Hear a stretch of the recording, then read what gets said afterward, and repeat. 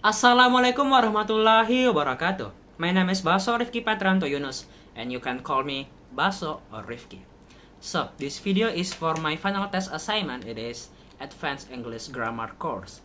So, I am assigned to make a mind map, and I had to choose one of the materials that my lecturer taught us this semester, and then make it to the mind map. So, I chose the passive voice versus active voice. So this is the mind map that I had made before. So yeah guys, this is the mind map that I had made before. And then for your information, even though that I draw these two by myself, but I take the references from Google. So yeah, I hope there are no copyright issue in the future. So yeah, let's get started.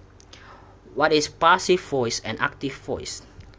But before explaining about that, I want to explain you about the voice itself. What is voice? Voice is a term that describe about the verb. So yeah, let's take a note about that. Voice is term to describe a verb. And then what is passive voice and active voice? Starting from the passive voice. Passive voice is a sentence when the subject didn't do anything or didn't perform an action, just like this toy right here.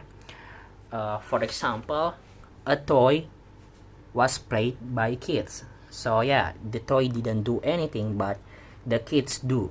And then active voice. Active voice is a sentence when the subject do something or perform an action, just like a man that running right here. And then when to use the passive voice and active voice? Guys, it is very simple. If the subject is important, then we use active voice. But if the subject is not important, or maybe it is a noun or obvious, or the object of the sentence cannot do an action by itself, you may use the passive voice. I would like to give you some examples for this active voice and passive voice besides the one that I gave you before. It is I want to say some random facts and random names to explain about these two. So just let's say Honey. Honey invented marker in 2021. It is active voice because I want to inform people that Honey as a subject invented marker in 2021. But if I don't want to inform people about the subject because it is not important or anything, I will use passive voice, and it would be like this marker was invented in 2021, so there are no honey anymore because I don't want to inform people about honey as a subject. So it would be like this marker invented in 2021. There are the rules or structure for this passive voice.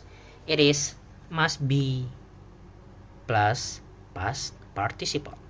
The be itself is are, is that used to present tense, and then was and were, it is used to past tense, and then been it is used to perfect tense, and then being is used for continuous tense. And then the last one for this mind map right here, after talking about definition, when to use it, and then the structure, I would like to inform you about the transfer active voice to passive voice. So to transfer active voice to passive voice, just make sure that the verb is not intransitive verb, because intransitive verb doesn't need an object. Sorry for my bad handwriting.